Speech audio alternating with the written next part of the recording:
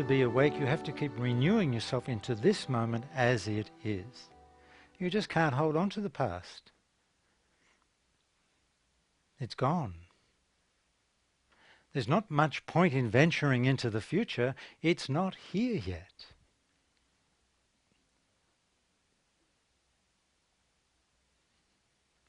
So you might as well be here now. Then everything becomes profoundly simple.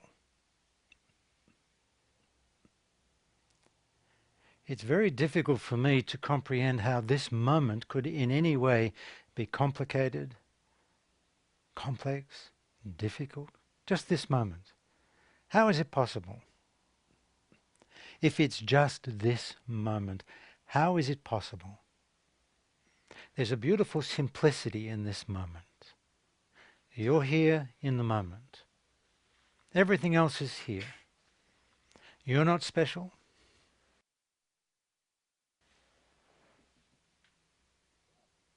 The flowers are special.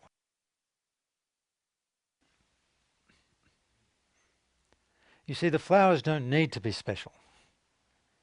But for some reason, we humans need to be special. And that's what keeps us in separation. When you become present, everything is special, or nothing is special. Everything is just what it is. And in the present moment, that's true for you too. You're just here like the flowers are here. You're present, the flowers are present.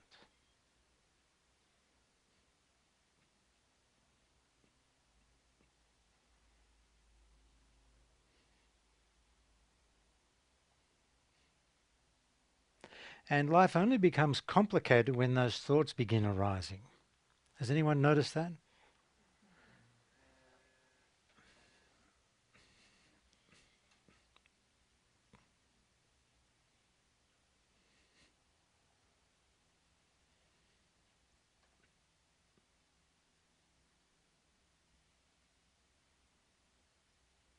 I love it when I see people shift out of the mind and into the present moment.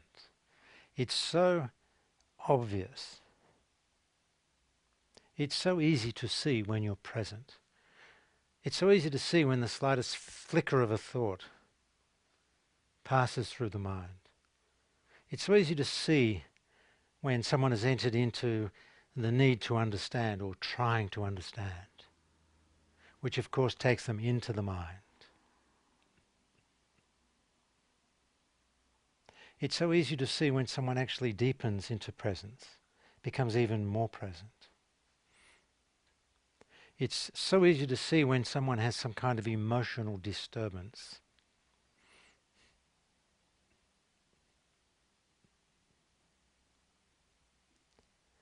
But even as you're seeing these things, there's no thought. It's not like you're thinking about it. You just see. As Jesus said, for those with eyes to see, for those with ears to hear. You can hear when somebody is speaking from presence or when they're in the mind.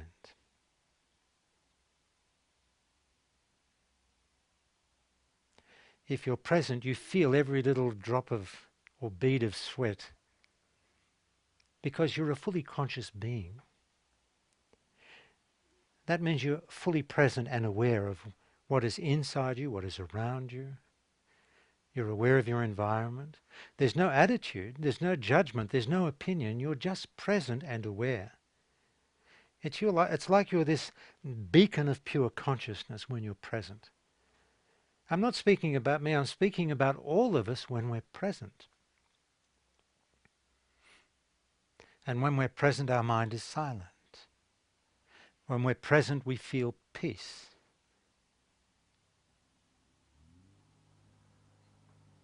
There's really nothing going on. You're just here.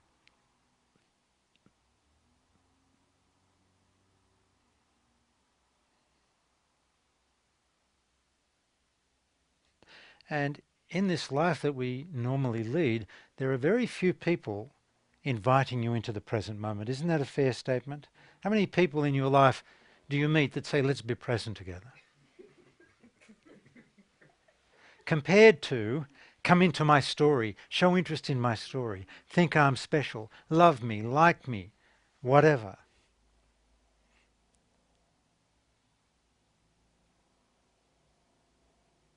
See, often if you're present, people who want you to come into their story and pay attention to their story feel abandoned by you. Because when you're present, you're not really that interested in anyone's story. And there's a reason for that. You're not really interested in your own story. So why would you be interested in anyone else's story? It doesn't mean you're rude. It doesn't mean you tell people to keep their story to themselves, although you might. You can feign interest. You can show compassion. But you know that all that's really going on is that they're lost in their story.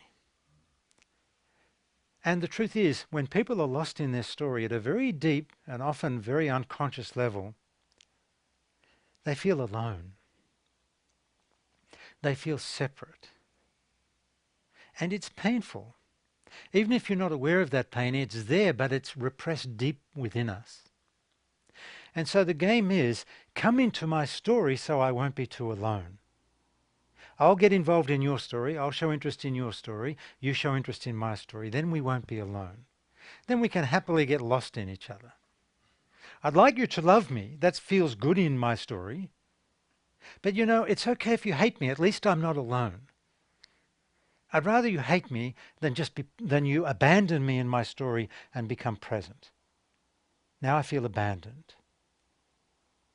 And I'll do whatever I can to draw you back into my story. I might juice up the story a little.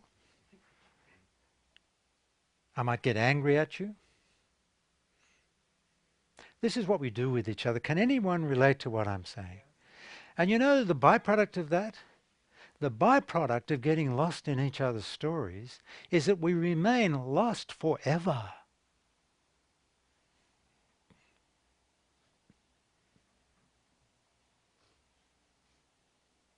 We are so lost in illusion, we humans. Did you know that? Did you know that everything outside of this moment is an illusion? Did you know that your relationships, by their very nature, are illusion? They're not real. They're constructs of the mind. They're memories and imaginings. Now, am I saying don't be in relationship? No, I'm not saying that. I'm saying don't get lost in the illusory aspects of relationship. Be present together. Make being present the foundation of your relationship. And you can call it a relationship even though you know it's not really. Even though you know it's an artificial construct of the mind to help us feel more secure. At least I know someone's going to be there for me tomorrow.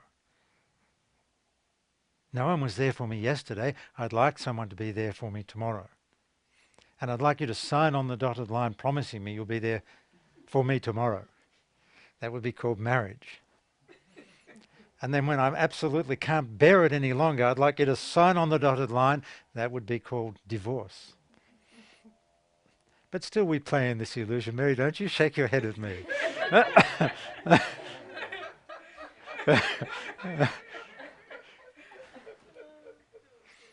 Now, of course, the flip side of that is if you have a partner who is fundamentally present with you, and you share a loving presence, you share a present life together, there is really no greater blessing than that. And I'm very, very blessed in this regard.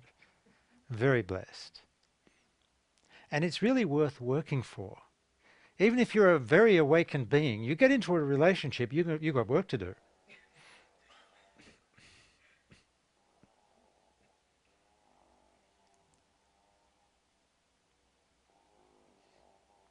Because that's the ultimate test. Can you remain present within a relationship? Can you remain untriggered in the relationship? Can you take responsibility for yourself within the relationship?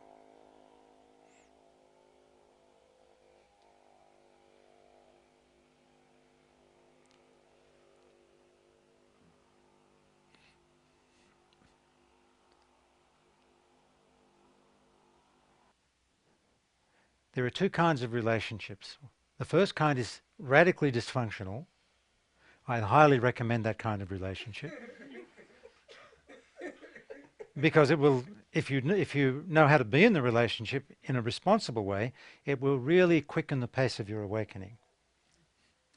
So the first kind of relationship, which I highly recommend, and I've been in quite a few of them myself, highly dysfunctional relationships. But there's a possibility that you could work through that if you take responsibility for yourself, if both parties to the relationship take responsibility for themselves, it's possible you could work through to the second kind of relationship, which is a relationship based in presence, a relationship based in love, where you actually love and care for each other, you're each other's best friend. And that's really not far away. It goes with the process of awakening. The more awake you are, the more that kind of relationship is going to open up in your life. And it won't just be your partner, it'll be with friends, it'll be with your family. It'll just start opening up more and more as you become present and as you bring consciousness to everything that is unconscious within you, as you take responsibility for yourself at every level. Now, I could say that it'd be something to look forward to, but that would take us into the future. So I won't say that.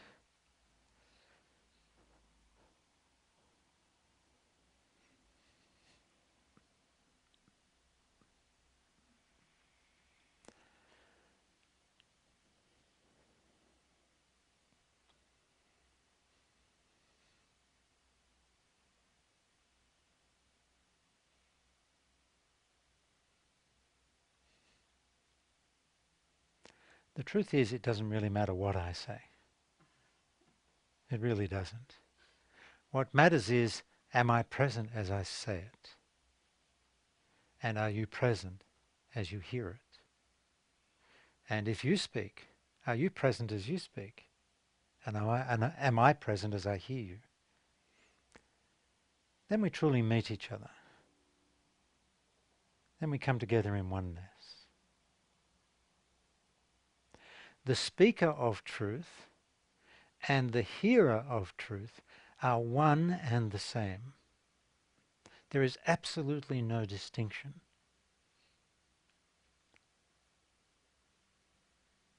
Because you cannot hear the truth unless you're at the same level of presence that the truth is being expressed from. There's no other way you can know whether what I'm saying is true. You can only know it from the same truth within you. The truth does not belong to me, it does not belong to you.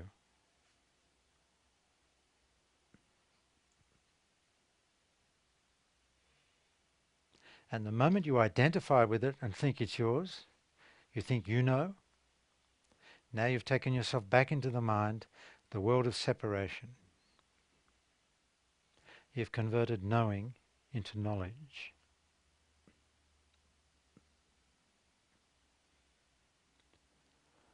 Okay, does anyone in the room have a question? If not, we have a long line of questions from our webcast people. But please feel free to ask a question if you want, or share anything you want.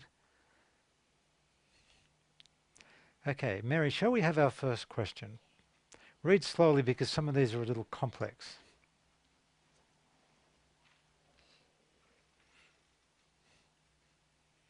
This first question is from Sully from Sandy, Utah. And the question is, you state that the definition of an awakened being is a person who is in a state of presence. And anyone can be an awakened being. How does that differ from a God-realized being? Many God-realized masters like Buddha, Christ, and Krishnamurti seem to me to have a different tenor of awakening than those who are just present, like yourself. What is the difference? Okay, thank you, Suli. Thank you for elevating me to such a high level there.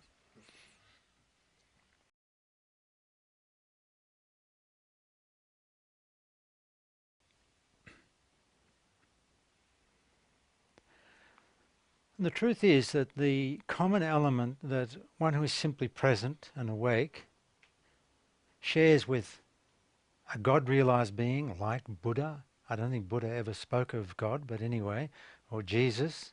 I don't think Krishnamurti ever spoke of God, but I'm not sure. But the common element, all of these God-realized or non-God-realized beings who are awake, the common element that we share is that we are all present. And I cannot tell you how valuable it is to be present. Because the whole of humanity is lost in the mind, lost in separation, lost in illusion. When you become present, you come out of that world of illusion, out of that world of separation. Now you're in the truth of life.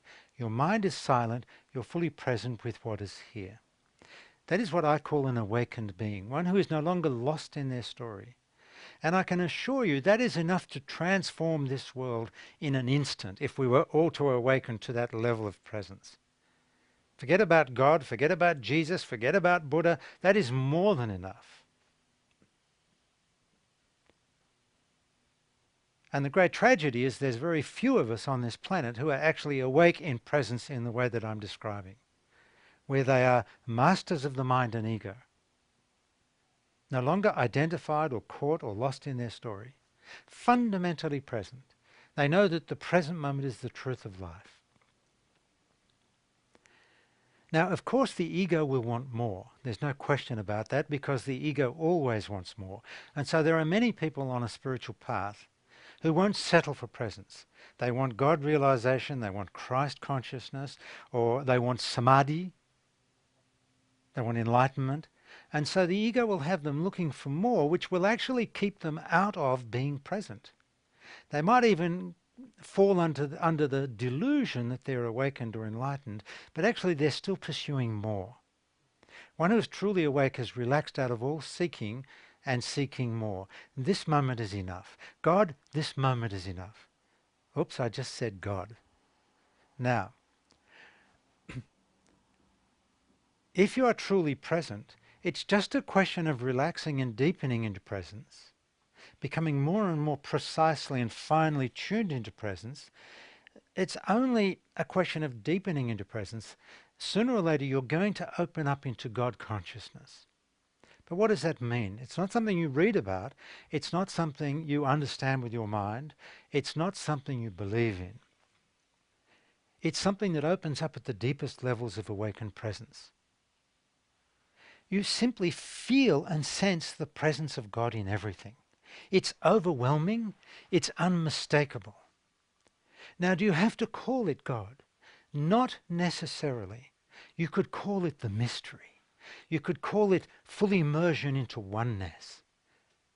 You could call it full immersion into isness. But if your mind hasn't been contaminated in your childhood around the word God, more than likely the word God is just going to open up and you're going to declare it God or know that it is God because it just seems to fit. And every time you even utter the word God at this deep level, something opens. Something of the mystery opens at an even deeper level.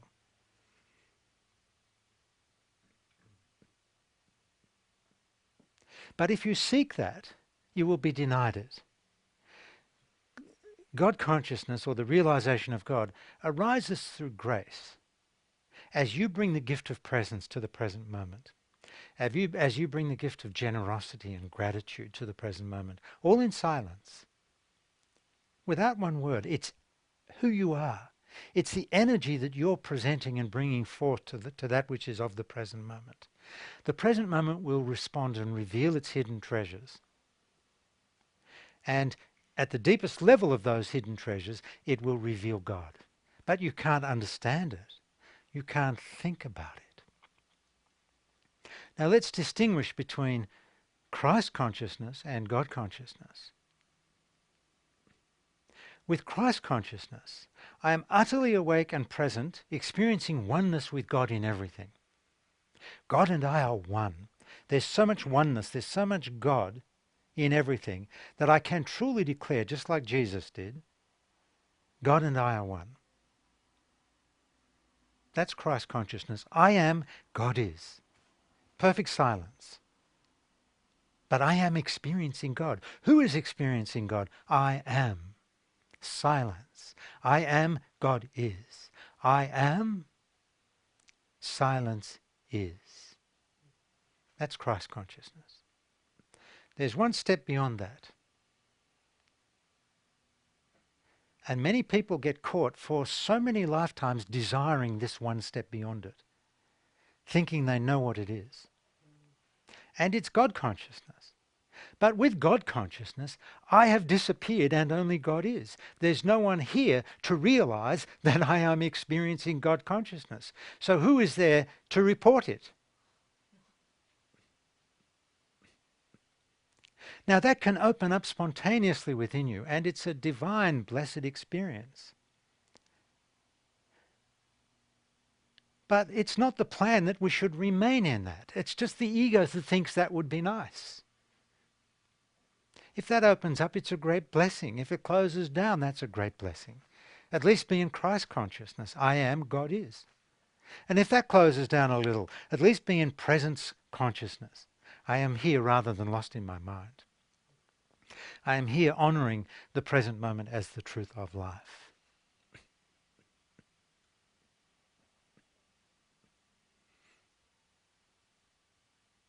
And people seeking God consciousness, or they think that's where it's at, they don't realise what they're asking for. Be careful what you ask for.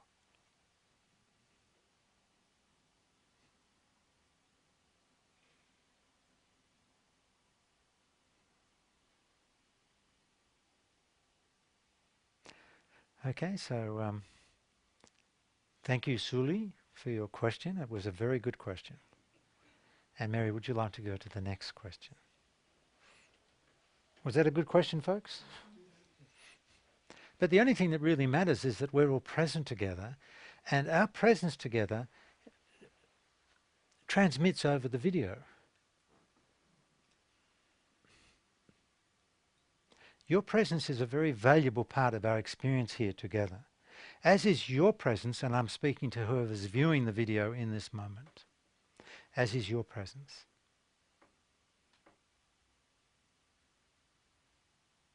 Your understanding contributes very little.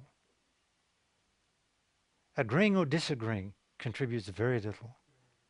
But just being present, that is such a valuable contribution.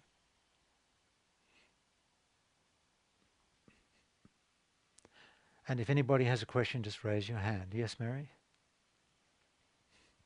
This is from Kyle from Utah.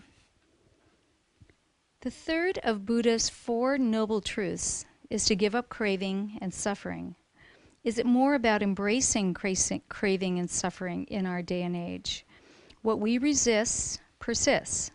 Your teachings are good for those in the elementary stages and sometimes for those in the advanced stages. In the state of Nirvaklapa. Nirvaklapa? What is it? Nirvakalpa. Good, thank you. Kalpa, samadhi, presence is a byproduct. Please respond. Okay. First of all, presence is not a byproduct. That's deeply offensive to the present moment. If I were these flowers, I'd be highly offended at that statement.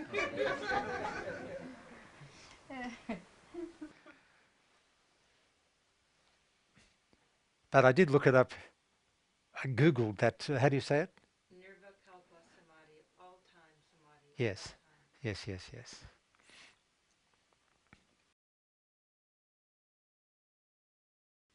I'd like to know how many people on the planet are in that state of what is it?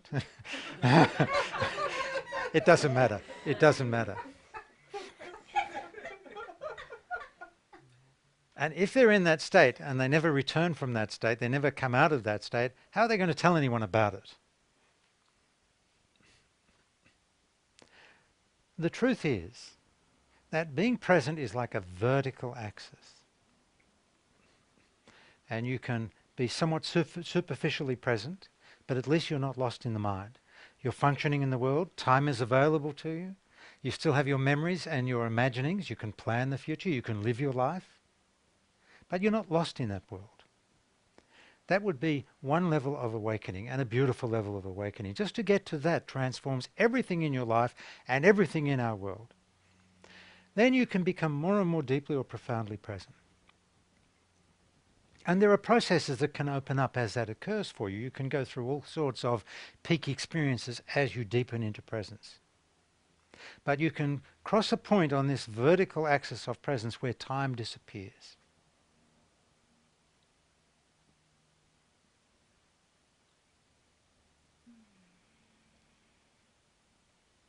Now, I don't know what the Indian or Hindu terminology for that is, samadhi or satori. I don't really care. But you cross over this point where time has disappeared and all sense of separation has disappeared. And I'm speaking from my own authority, my own experience. This is not something I've read about. This is something that I know very deeply from my own experience. Time has disappeared. And you can, I've remained in that state for months at a time. All sense of separation is dissolved. A total immersion into oneness, isness. All sense of yourself as a separate individual is dissolved. If you ask me a question about me in that deep state of awakened presence and oneness, that immersion into isness, if you ask me a question about me, I quite literally don't know who you're speaking about, because there's no separate me. But at that deep level of presence, you can't have a conversation with anyone. You can't go out and do the shopping. It's literally impossible. You couldn't make change. About the only thing available to you is that people will bring you some food and encourage you to eat it, and some water. And maybe they'll find a nice little cave for you. You sit in the cave, and maybe people will form a little ashram around you and bow down before you and hope one day they'll be that awake. Now, there might be some rare individuals on this earth and throughout our human history that have opened to this deep level and stayed there. And I can't tell you what a blessing that is for them, for humanity, for everyone. It's a great blessing. That affects human consciousness at many levels that we can't really know about with our mind.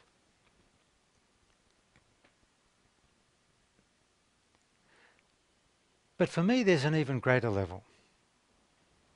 And that is to master the art of moving between the deepest level of whatever that is. Could you say it again? Nirvikalpa Samadhi. Nirvikalpa. Kalpa's time. Okay, Nirvikalpa Samadhi.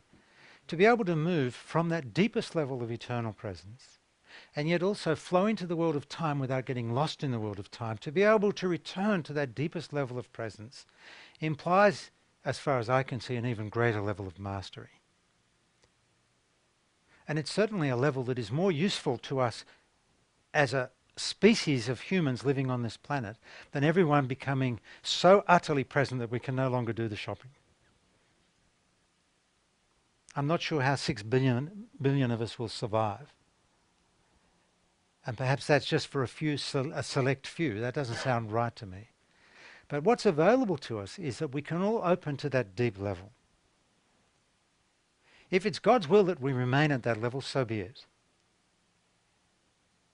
I can speak of my own experience, and I can't really compare. I haven't spoken to these people that were at that level.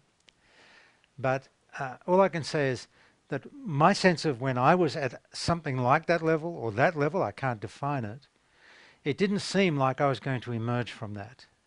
And I stayed in that state of isness for about 3 months. But I recall there was a moment when words bubbled up from deep within me. And the words were, "No one will come." I was in Australia at that time in about 1983 or something. And it was true, no one would come. Nobody had a clue what was going on for me. I was just lucky they didn't throw me into a mental institution. But those words bubbled up. And then that, I don't know how or why, I can't explain it, but then the process began, it just started happening within me where I had to make a conscious effort at some level within me to come down from the mountain.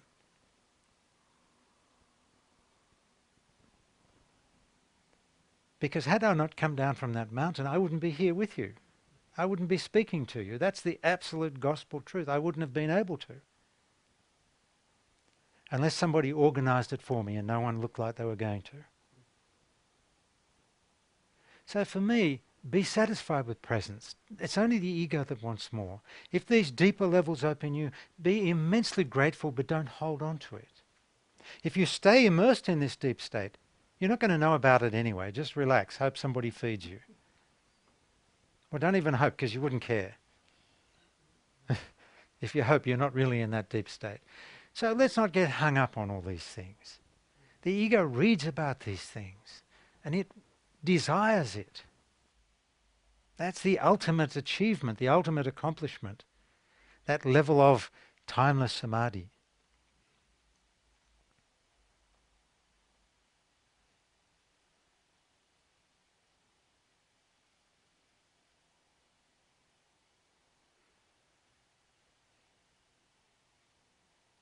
And even if you find someone at that very deep level of timeless samadhi, sitting with that person doesn't mean you're going to wake up.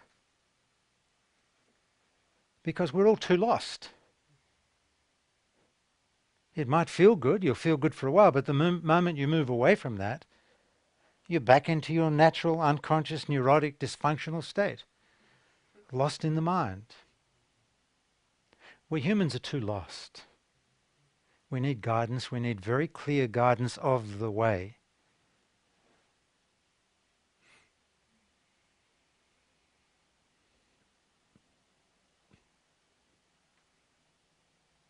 Now, I'm not suggesting anyone should agree with me. I'm really not. I wouldn't want anyone to believe what I'm saying or disbelieve what I'm saying. Just be present and let it all go anyway, because there's only this moment. And if you're present and you pay attention, you'll notice that God has a question for you. If you're truly present, God is going to ask you, beloved, is this moment enough, just as it is?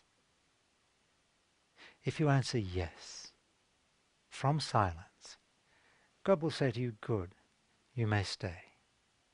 If you answer, no, I'm seeking more, I'm seeking samadhi, timeless samadhi, God will say to you, good, off you go in search of that, and by the way, good luck.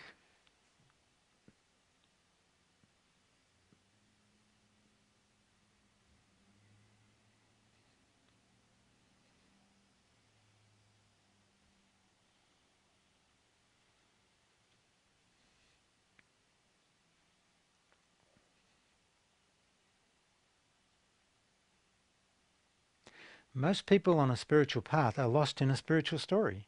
It's just one aspect of their story. The pursuit of enlightenment is just an aspect of someone's story.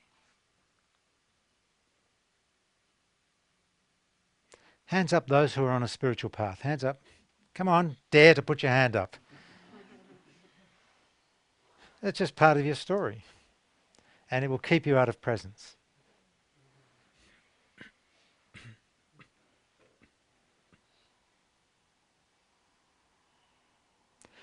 It's like you're saying to the flowers, you're not enough, I want more. And I want it for me.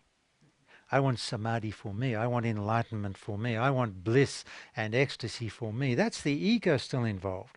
That's the ego saying, me, me, me, what about me? It's just another form of ego involvement. And once the ego gets entrenched on this path in this way, very hard to wake up out of that.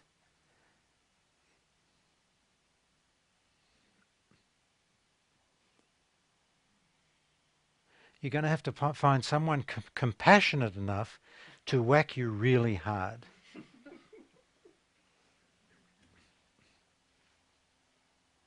Okay, so thank you for your question.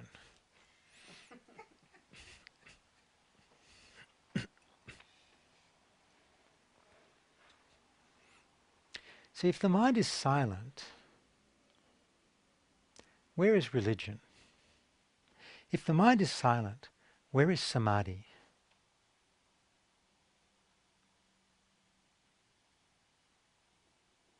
Where is Krishna? Where is Buddha? Where is Jesus? No, the truth is, they're already here. They're here in the moment. And if you're present enough, it might even all be revealed to you. That's the mystery that opens up beyond anything we can comprehend. Revelation after revelation, penetration through layers and levels of the mystery, dimension after dimension, all of that's possible. But if you desire it or seek it, it won't open up. You have to be so full of grace, so full of gratitude, so full of generosity towards the present moment. In my world, God and the present moment are one and the same.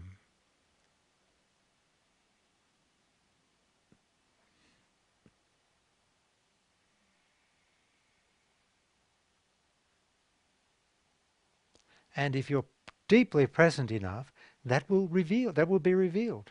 God and the present moment are one and the same. God is this moment revealing God's self. These flowers are actually God in the form of a flower. Everything is God. Nothing is God. The only thing that is not God is the world of the human thinking mind, the human understanding mind. And it's so not God that we have to invent God so we don't feel too alone. Then we believe in God.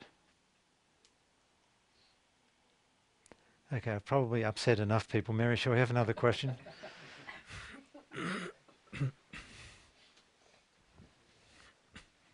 Leonard, this question is from Lisa from Corvallis, Oregon. And her question is, Dear Leonard, I never seem to catch myself aware and present, but always unaware. Is it true that awareness of unawareness is awareness? I catch myself all day long not being present. Thank you and warmest wishes, Lisa. Okay, Lisa, so my answer to this can be very brief and simple. There are obviously extended periods of unawareness where you don't know what's going on, and those periods of unawareness are punctuated by moments of awareness where you're aware that you're unaware.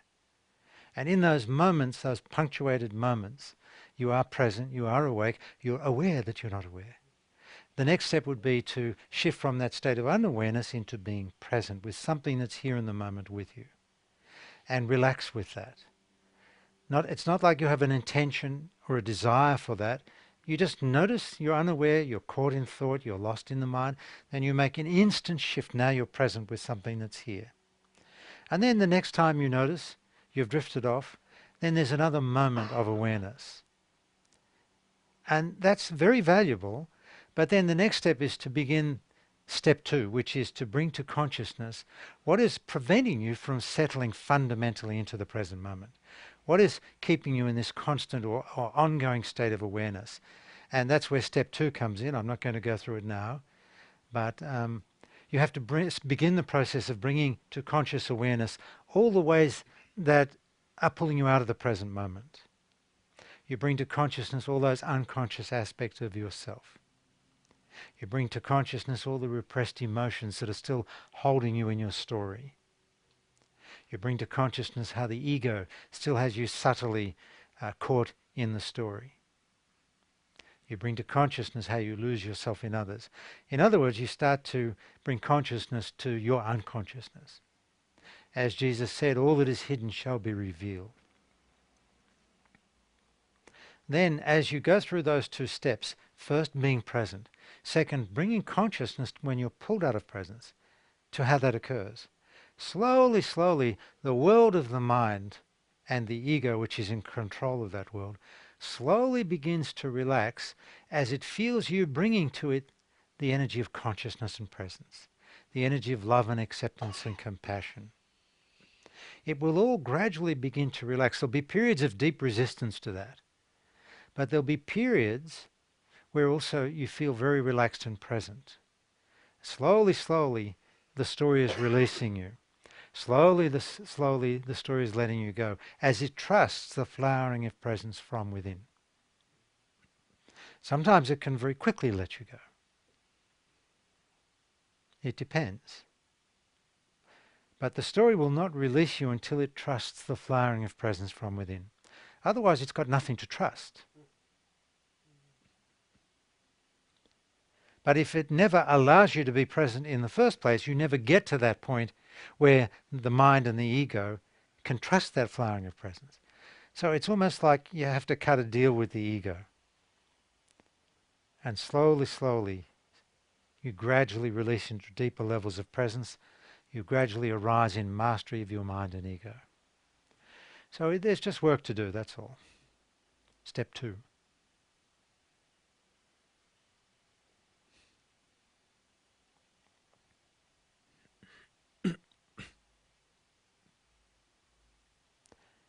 And the reason that, for me, these questions and my answers are of value to anyone on a path of awakening is very simple. It's not that I want you to understand what I'm saying, but somehow we're resonating in the truth together, and it's slowly unraveling the maze that we've all been caught in for so long. It's unraveling the maze, and slowly, slowly it all starts to make perfect sense. How we got lost in the mind, how we're still caught in the mind, how the ego dominates us, why the ego dominates us. Who are we? What is the point of our journey? What is the ultimate outcome of our journey?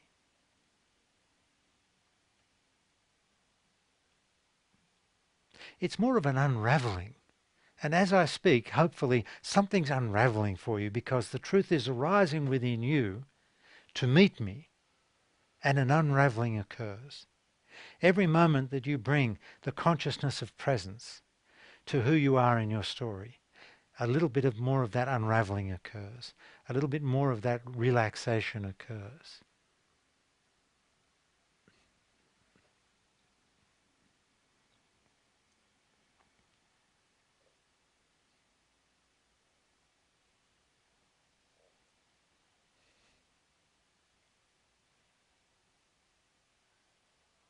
Then there comes a point where you don't have any questions, but you like to sit here in presence with me anyway.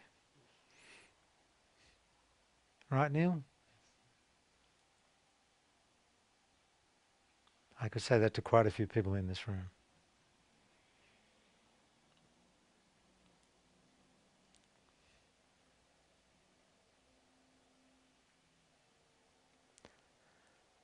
Okay, so I don't see any hands going up in the room, which indicates to me that you're all fully awakened, enlightened beings. We'll go to another question from our list. But we'll all be present. That's our gift to each other.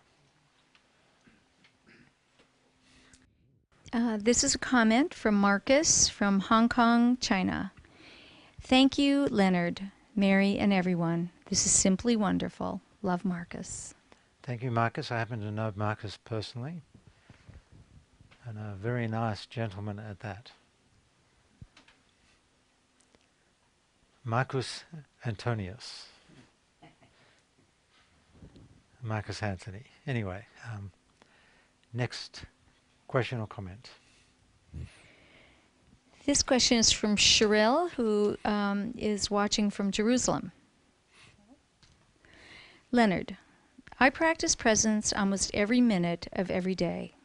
The problem is that I can only stay in presence without my mind coming in with some sort of unimportant nonsense for moments. I also tend to race around and do things quickly, as though I'm running from something. Leonard, I've had enough years of therapy and personal growth to know what my issues are. I've experienced and lived through the deepest grief and loss any mother can live through. And I have touched some real depths of silence and oneness and love, and know that it is a safe and tranquil place to be. Why would I keep running from it? Okay. Cheryl in Jerusalem. You gave it away in your opening sentence. You said that you practice presence many, many times each day. And practicing presence is not going to work for you. Because at a very subtle level, it's the ego practicing presence. And you have to identify what is the ego's agenda. What do you hope to gain by being present? Because there's still a sense of agenda or a hope to gain something in being present. You're not responding to the present moment simply because you know that's where the truth is. And you want to bring the gift of presence to the present moment. You're still at a very subtle level asking, what's in it for me? If I become present, how will that change my life? How will that benefit me? So it really comes down to your ego's involvement, Cheryl. And I know you very well, and I know all the therapy and work you've done on yourself. I know about the tragic loss of your son. And at the very deepest level, Cheryl, what you're still dealing with is the issue of separation. Deep, deep within us, we all feel separate because we're lost in the mind. If you're lost in the mind and that's where you're fundamentally living your life from, then you're separate. You're separate from the present moment. You're separate from the truth of life. You're separate from the truth of love. You're separate from the truth of who you are, and you're separate from the truth of God. No matter how much you believe in God, you're still separate from the truth of God. And the ego is doing everything it can to try and help you avoid the pain of separation. Your ego is not the enemy. It's your friend. It's trying to help you. It's saying, let's practice presence. That'll help us. Let's get busy. That'll help us. I'm trying to help you, says the ego. I'm trying to help you avoid this deep pain that I know is there at the very deepest level. And Cheryl, I'll tell you a little secret that will rock your world. At the very heart of separation that you've been trying to run from all your life, the pain of separation, at the very heart of that feeling of separation is a feeling of emptiness. And most of us are very deeply committed to running from and avoiding that feeling of emptiness. Whether we're aware of it or not, it's true. We don't want to feel the emptiness. And I'll often be working with someone either in a retreat or in an individual session where we get to that point and they feel the emptiness and a lot of fear and resistance comes up. And so I'll ask them, point to where the emptiness is. And they'll point somewhere in their body, here or here, it doesn't really matter. And I'll encourage them to stay with the emptiness, to feel it, to let the emptiness spread through the whole body. And then I'll make a very gentle suggestion to shift it from emptiness to nothingness. And that's what's at the very heart of it all. At the very heart of our fear of separation, the pain of separation, is the emptiness. At the very heart of the emptiness is the nothingness. And at the very heart of the nothingness is God. God is everything. God is nothing. God is everything, God is nothing. And beyond everything and nothing, I am and God is. That is the final resting place. That is the final homecoming. The deepest realization of that simple truth. It's not a realization with your mind, it's something that opens up from a much deeper level. It's the experience of truth arising within you. And the whole of humanity is deeply committed to avoiding the pain of separation, which at a deeper level is the feeling of emptiness, which at a deeper level is the nothingness, which at a deeper level is God. So we're all running from God and not realizing it. And why is this happening? Because God wants us to embrace the duality of everything and nothing so we can transcend even that. And where does that leave you? Who can say?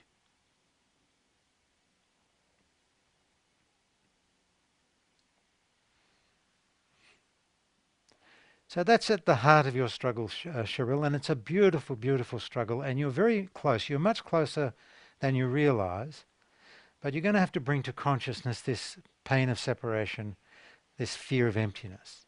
And I know you're coming to the Provence retreat, and we shall work on it together there. Okay, Cheryl, with love and blessings.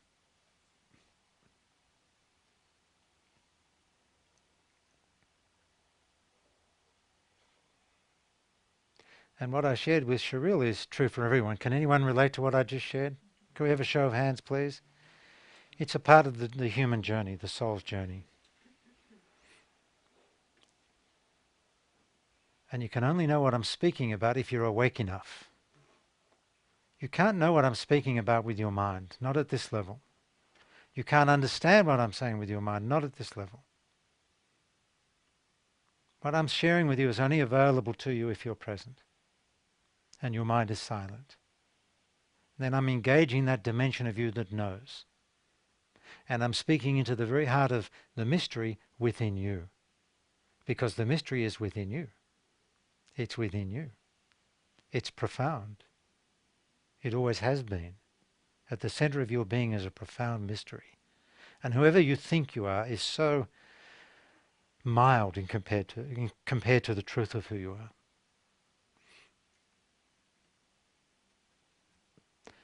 Okay.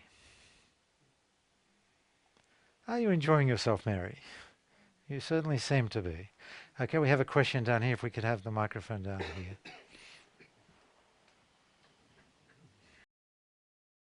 I'm getting so much from this. Thank you. And I'm wondering, in terms of presence, I had learned a meditation many years ago that's always stuck with me, where it was about listening inside. You would literally put your fingers in your ears and listen. And to me, that was a form of being. Is that, would you say, a form of being present and going into it? Of course. You see, here's the key to being present. It's as simple as being present with whatever is here in the moment with you. So you can look at me and be present with me. You can be present with the flowers. You can be present with the feeling of air upon your face. You can be present with your body breathing. You can be present with the sound you hear. Or you can stick your fingers in your ear and be present with whatever you hear when your fingers are stuck in your ear. It's not necessary, but hey, why not? Even if you're doing a mantra meditation, what's really happening is you're present with the sound of the mantra. It's really not got that, it hasn't got much to do with the mantra. It really doesn't. That's a trick they use to hook you in and take your money. Well, that's what I'm doing right now in my life. Okay, enjoy, Lots of mantras. enjoy. I don't know But what no, I'm saying. I'm not. I understand what you're Yeah. saying. So, but the point is, if whatever the mantra is, you're present with the sound. That can be very, very effective, but you could be present with the breath. Vipassana meditation, you're present with the breath. Tai Chi, you're present in the movement of the body. Yoga, you're present in the asanas. Is that the right word, asanas? Or the mudras. See, I'm mudraing as I speak. It really doesn't matter what you're present with. You can be present with a garbage can on the side of the road. You can be present walking up and down the aisles of the supermarket. You might not be in a state of samadhi, but at least you're an awakened being as you walk up and down the aisles of the supermarket. And if there's some consciousness and presence as you reach out to take that can of soup and you put it in the trolley, you're an awakened being even then. Why not enjoy that every now and then? Why not hand the money to the cashier in presence and express deep gratitude in that moment of being with the cashier? There are moments, having a shower, having your breakfast, going for a walk. Let's not make being present special, and let's not limit it to meditation. It's such a limitation. Every moment you're present, you're in a state of true meditation. That's not even really true. You're in a state of presence. All meditation is designed to get you to presence. Well, why not bypass the meditation practices and just be present?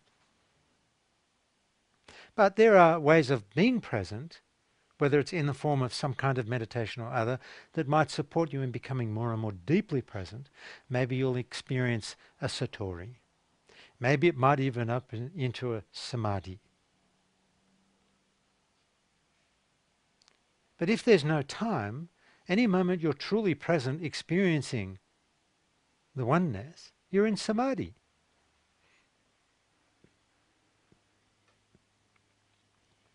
You're in a timeless state.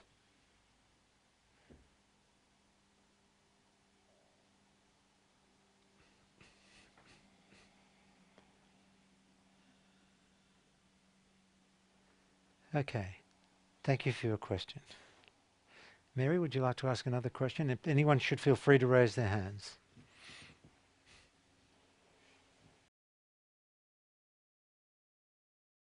This is a question from Michael from Manchester, England. Is being in the physical company of an enlightened teacher necessary for any kind of full awakening, or does it simply help? Thanks. Okay, that's a good question. It is absolutely necessary. You must come and sit at my feet, or you have no chance of awakening. And I will give the transmission.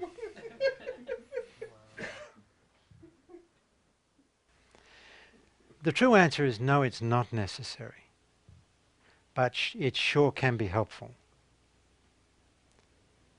And it really depends on two things. It depends on what the awakened master or teacher is bringing to you, but it depends equally on what you're bringing to the awakened teacher or master. What are you bringing? If the awakened teacher or master is simply being present and sharing or responding to questions being asked or sharing the way of awakening, that can be of value. Also, if you're sitting with someone who's present, usually we don't sit with someone who's present. If you're sitting in a restaurant, probably no one in the restaurant is present. So when you sit with someone who's really present or deeply present, it's as if that acts as an invitation for you to respond to that within you. It's not so much a transmission coming from me, but it is a question of my presence touching and inviting that same level of presence to arise within you. It's important that a true teacher or a true master doesn't then encourage you to project that onto the teacher. This happens so often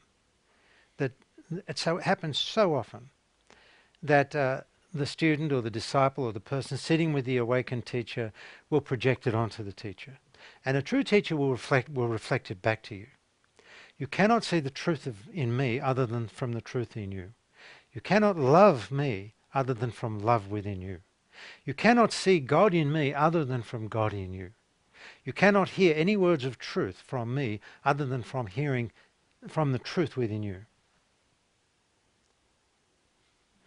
And I'm not sure how many teachers are really, really insistent on that, or who are really in integrity with that. I can't really comment because I don't know. But for me, that's something to watch out for.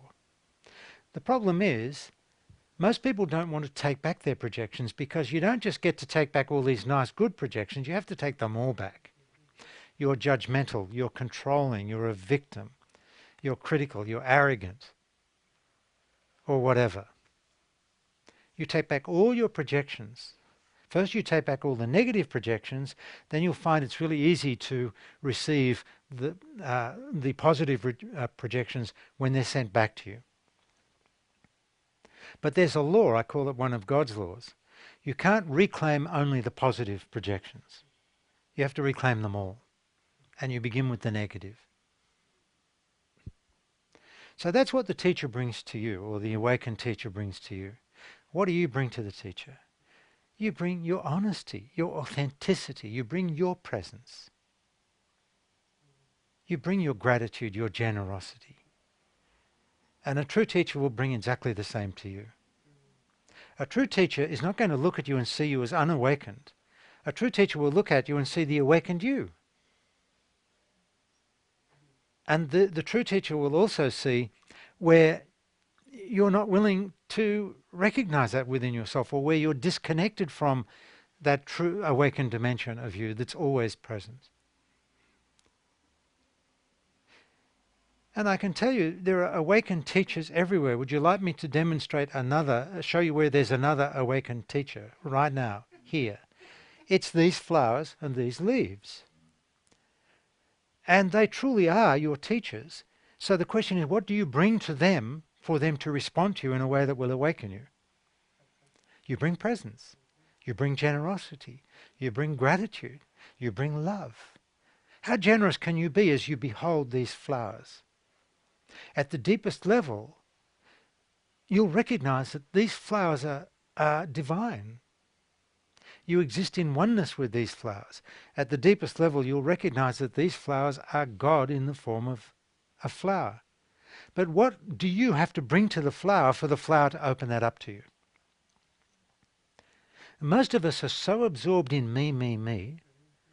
I haven't had me satisfied yet. I have to get enlightened first. I have to get loved first. I have to get what I want first before I can bring anything to the flowers or to the teacher or to my friends. Now, how do you overcome that? You can't bypass it. You can't step around it. You have to own me within you. What about me? Screw you, flowers. I'm the beautiful one. Screw you, flowers. I want the bliss.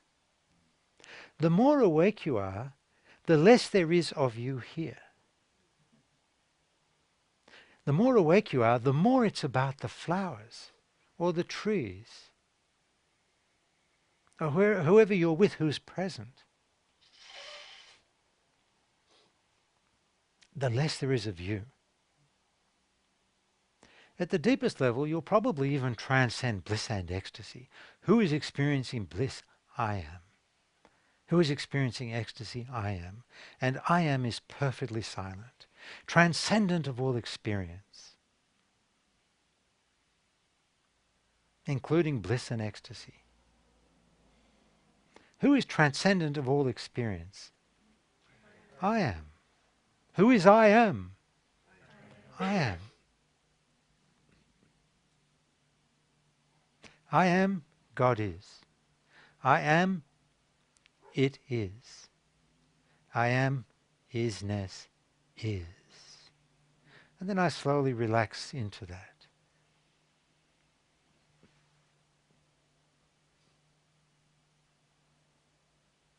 But then a half an hour from now I can go and answer my emails or do my tax returns. What's the problem? The I am presence never goes away. It's not possible.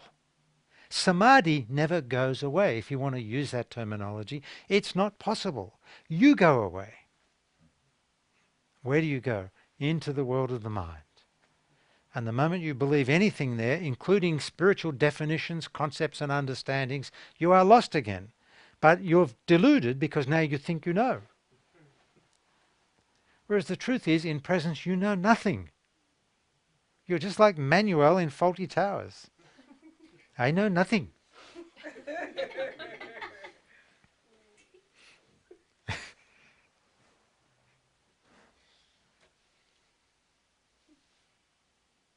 It's kind of fun.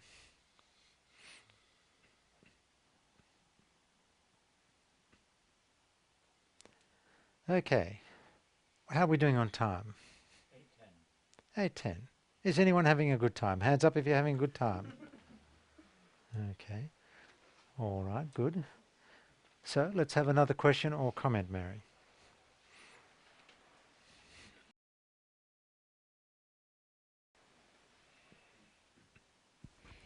The next one is a comment, and this is from, I hope I'm pronouncing it correctly, Narit from Scarborough, Canada.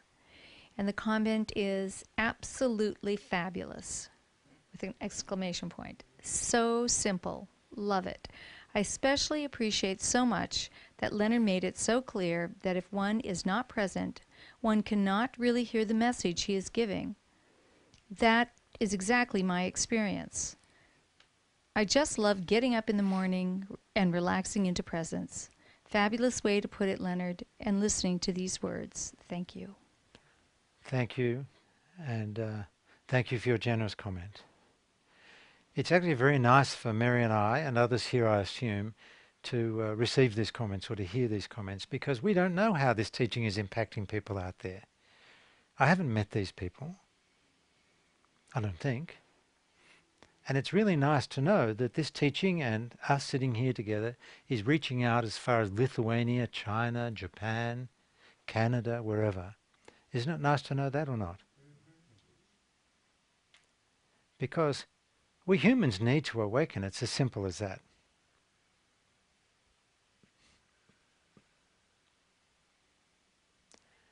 Thank you, Mary. Next to Neil.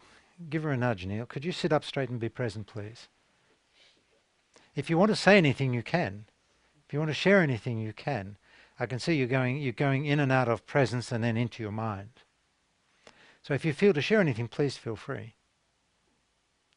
But if not, we'll continue.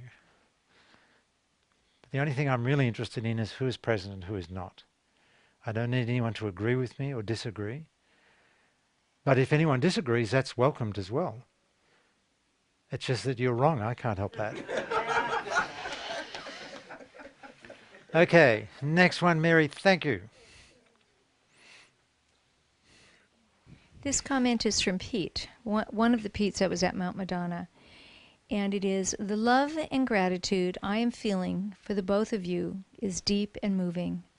You are both so caring, loving, kind, and beyond judgment. Being in your presence somehow brings me back to innocence. Being in presence with the group at the retreat was ethereal. The uniqueness and depth of the experience is still sinking in.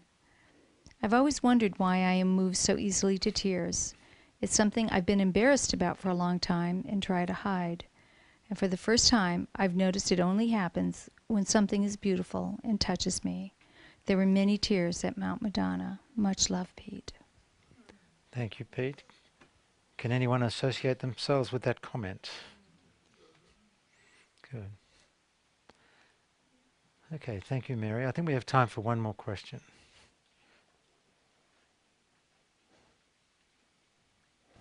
This question is from Angela from Zushi, Japan.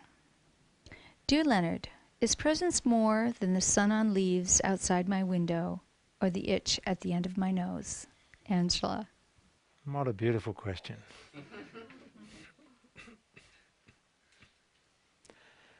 You summed it up beautifully, Angela. Thank you for your question, which requires no answer.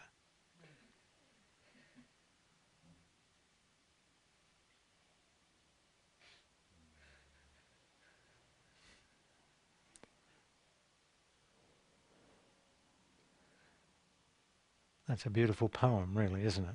Oh, yeah. Haiku, right. Good. Yes. Very nice. Okay, we still have time for one more question, Mary. Or comment, whatever you like.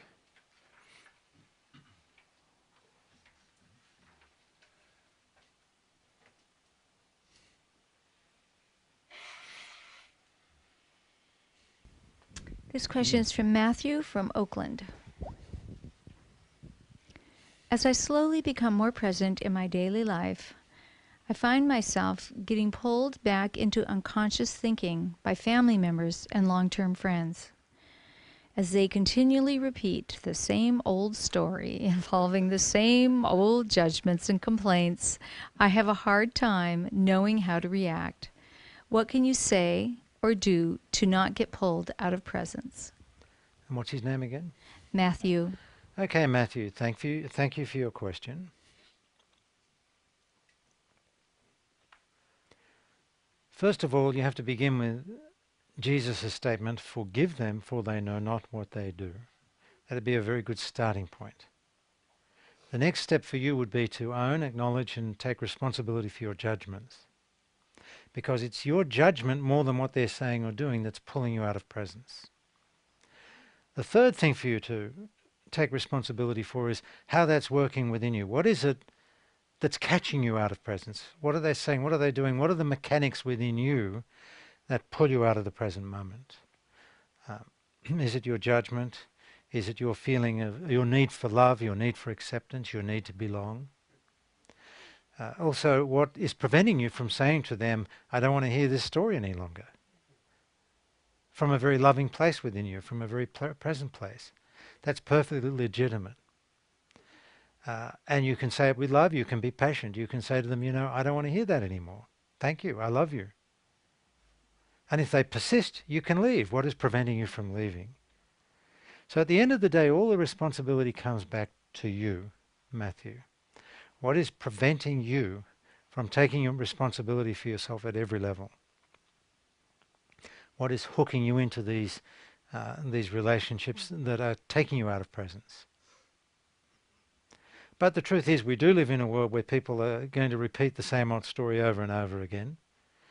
And they're going to complain and judge over and over again. So maybe look a little more deeply into who they are. What are they really saying? Who are they in their story? What do they need? What are they asking for but they're unable to express it? Where are they hurt? Are they angry? Are they alone? Why do they want to drag you into the story?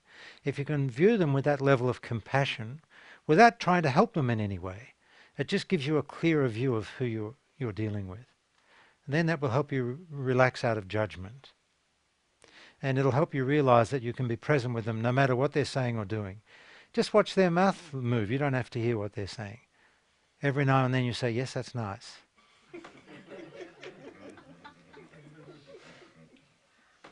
But I don't want to make too light of this, Matthew, because it is a great challenge to continue living in an unconscious world as you begin to awaken. How do you master that?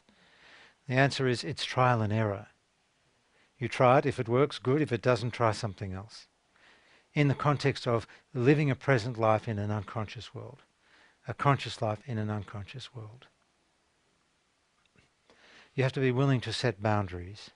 You have to be willing to say, that's not acceptable to me, but from a loving place, not from judgment, not from fear. Take responsibility for how you lose yourself in others. It's all part of the journey of arising in true mastery. Being present is not enough. You have to also be a master of your mind and ego.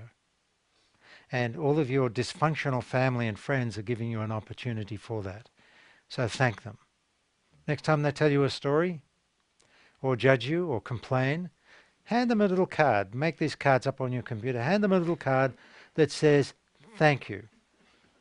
And they'll look at the card and they'll say, why are you thanking me? And you'll say, you're giving me the opportunity to take responsibility for how I get hooked in you, how I lose myself, how I come out of presence because of what you're saying or doing. They'll be very puzzled, but you'll know what you mean. And then suggest to them, by the way, you might want to turn over the card. And so they'll turn over the card, and then it says very clearly on the other side of the card, fuck you.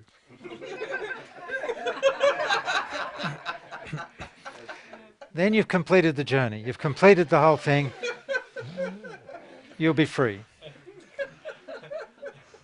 Okay, so it's a very valid question, and truthfully, that's one of the reasons so many of us find it difficult to awaken, because we don't know how to live in an unconscious world if we complete that process of becoming fundamentally present.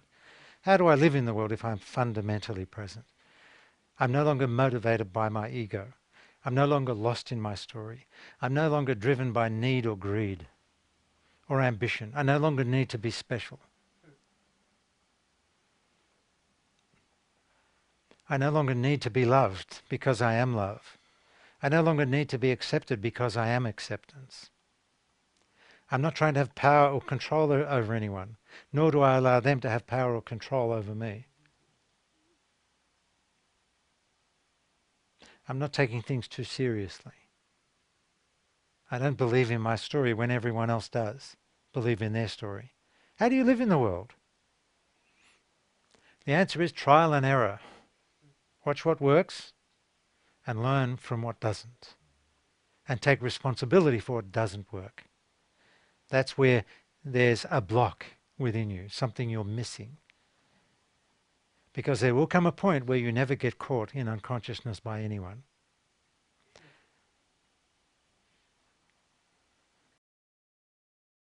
So this is just a question kind of in the lines of what you were just saying. So you're driving merrily along and somebody pulls out right in front of you, so you have to slam on your brakes, and then proceeds to go about 20 miles lower than the speed limit. Now, when that happens to me, I'm conscious of the fact that I'm pissed off and I feel like yelling expletives out the window. But and then I judge myself for that, and I feel like the emotion is, appropriate to the moment. Well, let me tell you the difference between you and me. You yell it out the window. The expletives come one after the other, but the difference is I keep the window closed. Very good. And I keep happily expleting until I'm done. And when I'm done, I feel very peaceful and at ease. Isn't that true, Mary? And I have a very, very long list of expletives from which to choose. It's very simple. You don't have to be perfect. You don't have to control anything. Just be authentic, be honest. Let yourself be who you are. And being awake doesn't mean being perfect. Thank you, Leonard. No matter how awake you are, you will remain a human. And there are many people on a spiritual path and many people involved in religion who are trying to deny their humanness, avoid or escape their humanness. Huge mistake, huge mistake.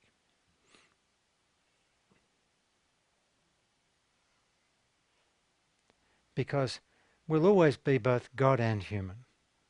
And the ultimate outcome is to bring those two dimensions of us into perfect, first awaken into God, and then bring the human dimension into perfect alignment with the God dimension at the center of our being, with the awakened presence, the I am that I am, the I am that you are. And again, that's a process of you screw up, you slip up, and then you slowly bring more and more consciousness to how you became unconscious, until slowly this whole human dimension of you is coming into alignment. And then there's a beautiful flow of the impersonal flowing through you at the personal level. You're no longer functioning as an ego lost within the mind, lost in your story. You're an awakened being. You're the personal expressing the impersonal. You're an individual expressing God. That's about as good as it gets. Thank you, Leonard. Thank you, Rachel. And let's all be present together. We've come to the end of the evening.